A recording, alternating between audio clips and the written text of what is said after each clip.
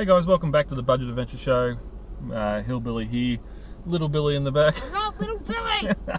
And the honey's over in the post office getting some supplies before we head off up to the little town of Dartmouth, and of course Dartmouth Dam up there, going hunting trout. So don't know if we're going to go up to the dam itself, maybe just fish the pondages below it, but good little overnight trip, staying in the hotel, so glamping a little bit, and yeah, gonna head up the road, and yeah, about an hour and a half drive from here, so we'll head up that way.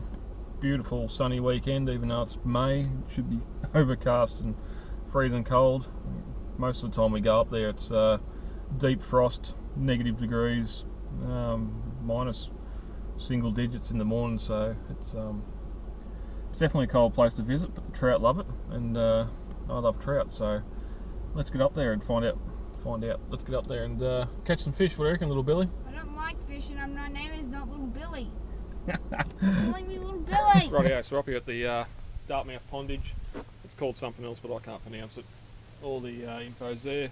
We're heading up to there to do a bit of fishing. Rainbow brown trout. They just stocked it with about 20,000 baby trout, so torts and everything here. Just go down the dam for a look before we head up and find a fishing spot. So I've just come down here to the dam, the wall, that's in there. No, the floodgate or the gates are open at the moment. They're all running power down through the hydro, and here the generators running over there in the shed. Go down the bottom here, you can see the fishway down here. We'll go have a look and see how much water's flowing up it. But just a bit of a walk down here. It's sort of concrete, so you can do it any time of the year. Bit of a write up on how the whole dam works, what it looks like inside and all that sort of stuff. But the it's different to what I remember last time. See the water's flowing out of the hydro over there. You'll see it coming out over there as well. But they do have one of the bypass gates open. There's a little bit of water coming through it.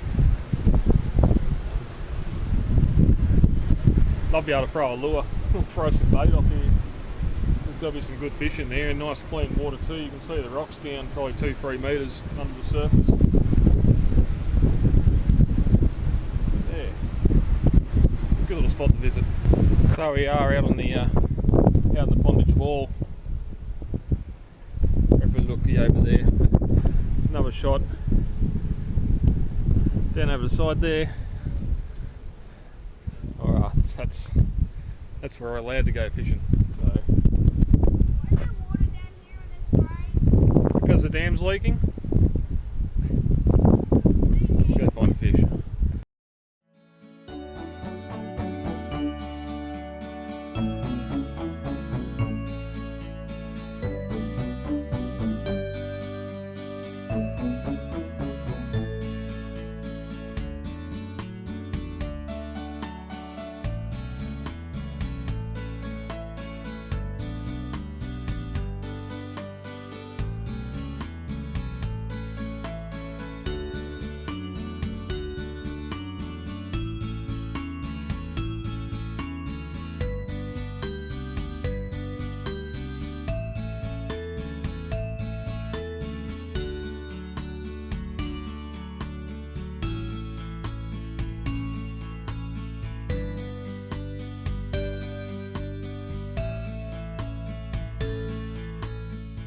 There's a bit of a walk in here, probably a good half a k, maybe a bit more, but following the track all the way in. Once again in the Pondage, you find a lot of camping, a lot of fishing area. Got the shelter up here and all the tables and chairs. There's a barbecue, fired barbecue, plenty of wood laying around, so the signs don't say no camping. They do say no swimming. No fires out there. You've got your barbecue and that there anyway, so although you can't get a vehicle down here, it'd be not a bad spot to carry a swag and an esky and spend the night. Be undercover if it does decide to rain, and look at that view.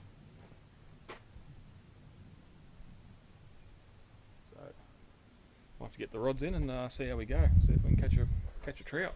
So something a bit different from the show, fishing. I've got my two little bait casters here that going to just rig up with a hook, and I reckon just dropping worms under some floats will do the trick. But we'll see how the wind goes. If it tries to blow the floats around, we're going to go back to having a sinker. Just your standard worms got from the servo. Tackle box, give a bait up and get a line in.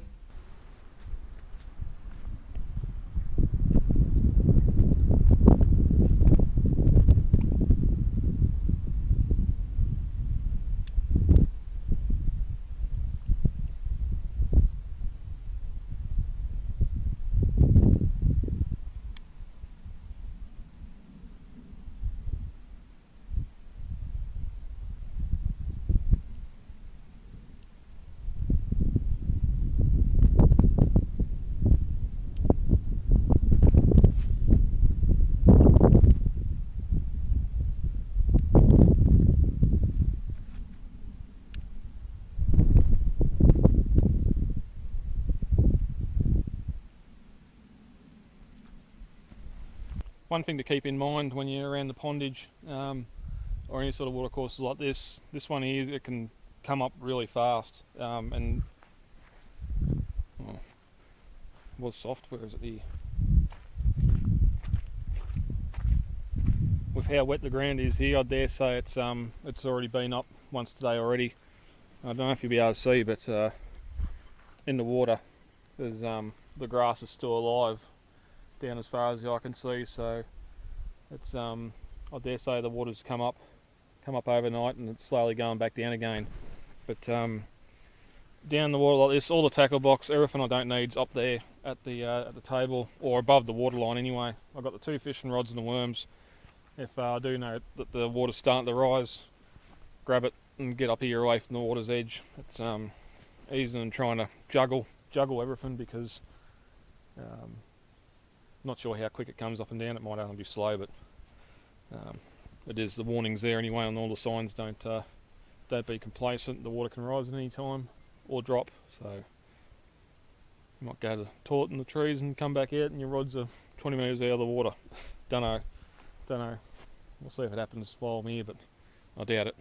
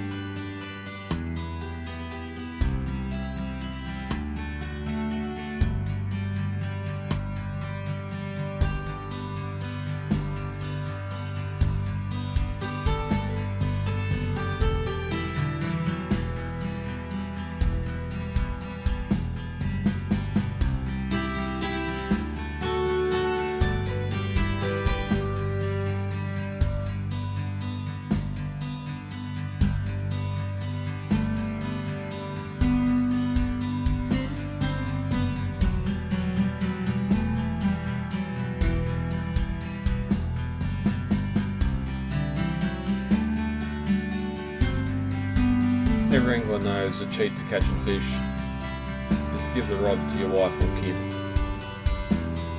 Chances are they'll hook something before you do.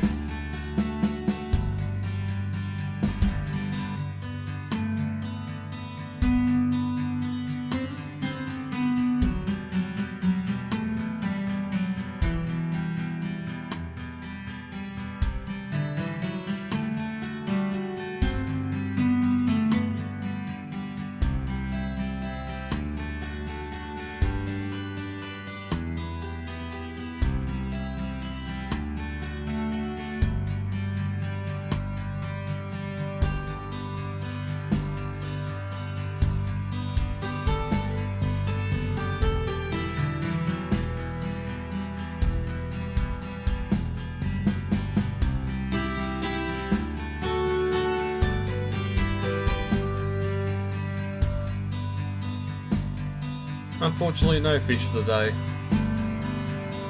There was times you'd stop in the trout farm on the way home just to have that taste of trout once again. Most of them are closed up as well. So there's one more stop before we head to the pub. So, no fish. It's always the case, you come out wanting to catch something and not getting anything. Not the need to catch anything, but it's always good fun. So that's the walk back to the car, back for a beer. Oh, itchy nose. In the bush, surrounded by peppermints and some black wattle.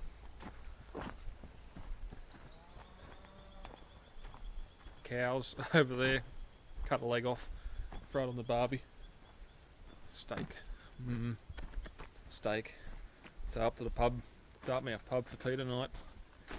Don't know, check the menu, maybe a palmy, maybe a steak. Might be time for a steak. Whew. Yeah, so it's not a bad walk. It's mostly flat lies all the way in. It's a little bit hilly when you come in, but yeah, good little walk in anyway. See any lizards or any bitchy grubs? No.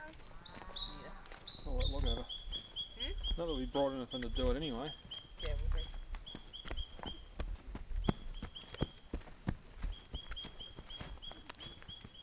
You better not be filming me. Or coming forward. Okay, that's alright.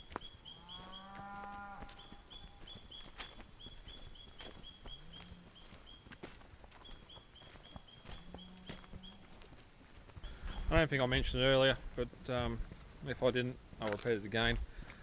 In their designated area on the Pondage to fish, probably got a 700 metre section of the Pondage to fish on. Don't. It's hard to up on the road. There's not many places to pull over to take the shortcut in. There are some further along, but you're not allowed to fish there. So do the right thing, play by the rules, try and catch a fish. If you do enjoy it, a bit of foil, lemon, garlic. Yum yum. Not today. Not today, unfortunately. There used to be a trout farm we could stop on the way home, but it closed down. I reckon trout farm would go pretty good there now. So keep walking. Just keep walking. Just keep walking. All the way back to the car. Beer. Beer forts. Beer fridge. Yum yum. Get some air in here.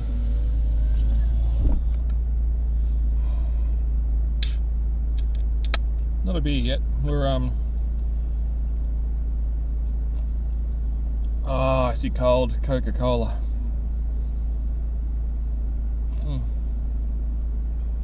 Oh, it's cold. All right, we're gonna head up to Dartmouth, up to the weir wall, the dam wall. Oh, I can't go back. There's an Nissan behind me. That would have been fun. Go up there for a look. We can't come up to Dartmouth without going up and having a look at the weir wall. So that's our next stop.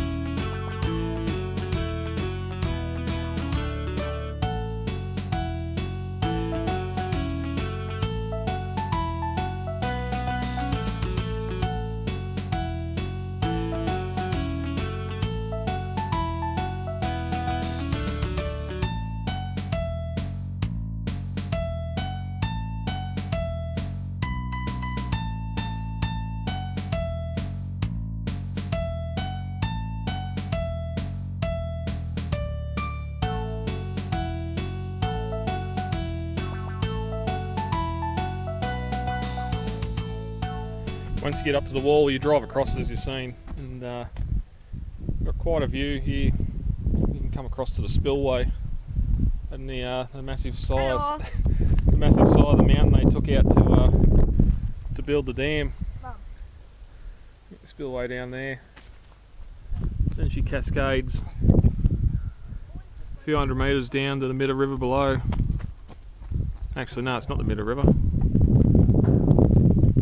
I don't know what that river is actually, but But yeah, definitely moved a lot of earth.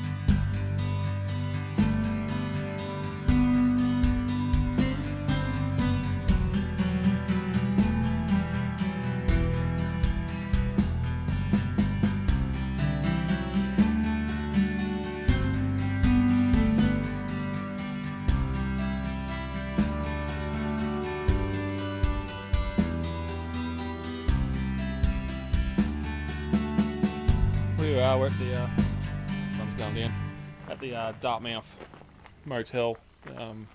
Whenever we come up here with the fishing club, we always get a room, good accommodation. We'll head in there in a minute. But the pub's just up there, so you've probably got a 120 metre walk to the pub. So plenty of space. I'd hate to see it when there's a fishing comp or something up here. I think there's about 30 rooms, so it's always good.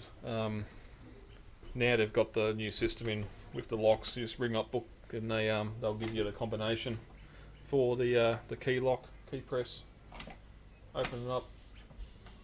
Oh yeah, and your key for your doors inside. So good little thing. It's all done online, which is good. But we'll head in. Like most of your hotels, even the other ones, split system or aircon up there. There would have been a fridge there. But this is the family unit, so we've got 2 beds.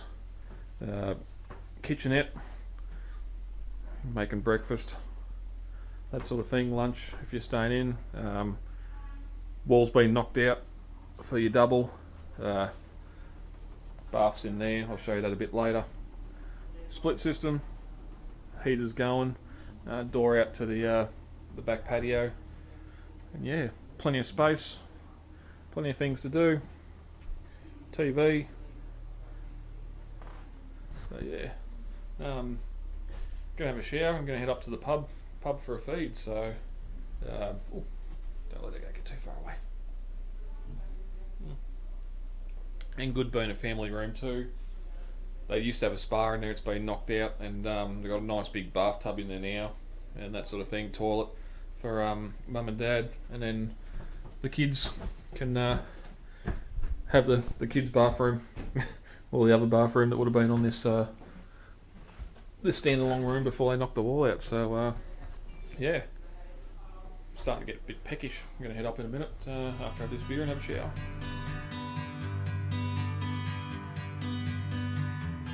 The old pub's changed a bit since I was up here last time. Bit of a reshaping, a rearranging of the bar. But it's always good to get back up here and look at this feed. How can you complain about that?